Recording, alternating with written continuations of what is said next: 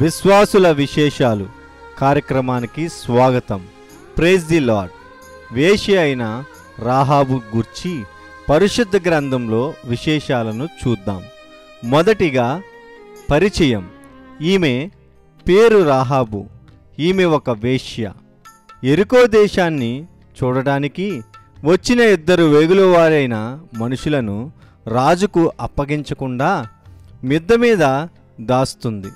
ఈమె పేరు కానీ ఈమె చర్యలు కానీ మనం ఎక్కడ చూడగలము అంటే యెహోషువ గ్రంథము 2వ అధ్యాయము 1వ వచనం మరియు 6వ అధ్యాయము 17వ వచనం 23వ వచనాల్లో మనం ఈమెను గురించిన విషయాలను మనం చూడగలం. రెండవదిగా ప్రాముఖ్యత. ఈమె మనుషుల ద్వారా ప్రాముఖ్యత పొందలేదు కానీ దేవుని మూలంగా పొందింది. ఇంతకీ ఆ ప్రాముఖ్యత ఏమిటి అంటే దేవుని పిల్లల వంశావళిలో ఈమె పేరు కూడా రాయబడ్డం మనం చూస్తాము. ఈ వాక్య భాగం ఎక్కడ ఉంది అంటే మత్తయి సువార్త 1వ అధ్యాయము 5వ వచనంలో ఉన్నది. ఇదే కాకుండా విశ్వాసుల వీరుల జాబితాలో ఈమె ఒక విశ్వాసురాలుగా చూడగలం.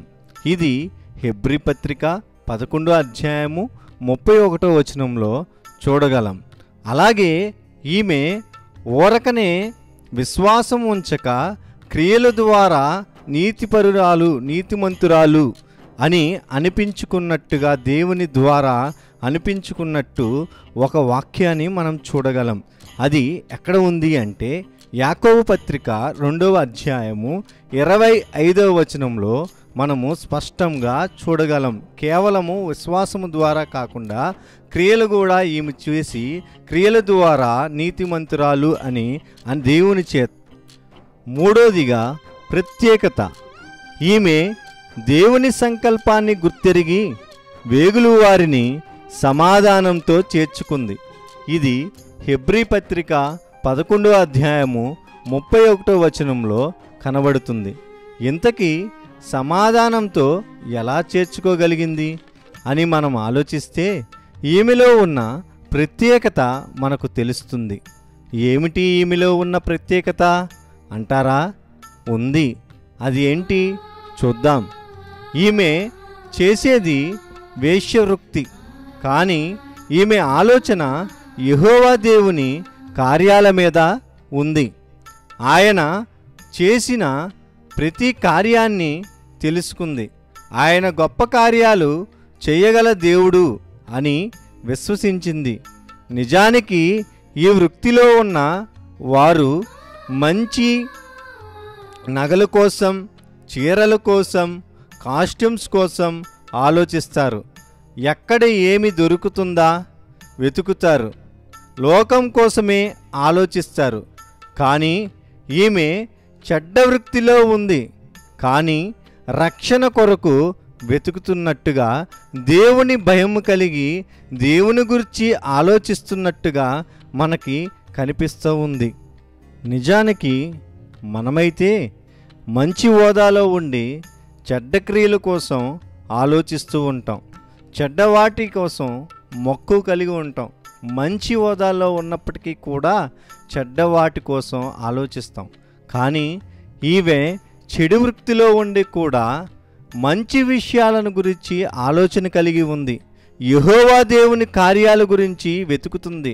ఆయన గురించి తెలుసుకుంది. అందుకోసమే వేగులు వారు రాగానే ఆమె ఏం చేసింది అంటే దాచిపెట్టింది.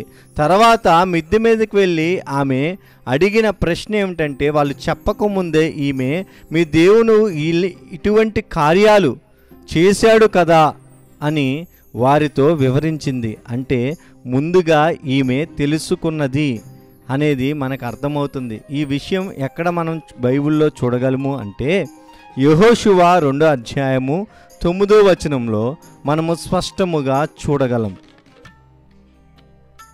అందుకే యేసు ప్రభు వారు మత్తయి సువార్త 21వ అధ్యాయము 31వ వచనంలో ఈ విధంగా అన్నారు. అక్కడ వచనాన్ని మనం చూసినట్లయితే, మీకంటే ముందుగా సుంకర్లు, వేశ్యలు ప్రవేశిస్తారు అని చెప్పారు. ఇది ఎలా సాధ్యం అనుకుంటున్నారా? విశ్వాసము ద్వారా సాధ్యము. విశ్వసిస్తే యేసు ప్రభు వారిని నిజరక్షకుడిగా, ఆయన మన పాపముల కోసం ఈ లోకానికి వచ్చాడని ఎవరైతే విశ్వసిస్తారో, విశ్వసించిన ప్రతి ఒక్కరికి కూడా పాప క్షమాపణ అనేది దొరుకుతుంది. మోక్షానికి వెళ్ళటానికి ఆయన ద్వారా ఆత్మ పరలోకానికి వెళుతుంది అనే విషయం మరి యేసు ప్రభు వారు మత్తయి సువార్త 21 ఇలాంటి కార్యాలు చేసిన వారు కూడా దేవుని వైపు తిరిగితే రక్షణలోనికి వస్తారన్న సంగతి 21:31 వచనం మనకు తెలియజేస్తుంది.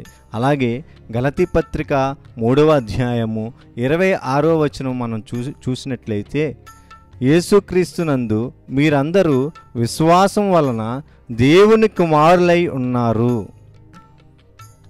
విశ్వాసము ద్వారా మనం అందరం కూడా దేవుని కుమారులుగా మారతామంట.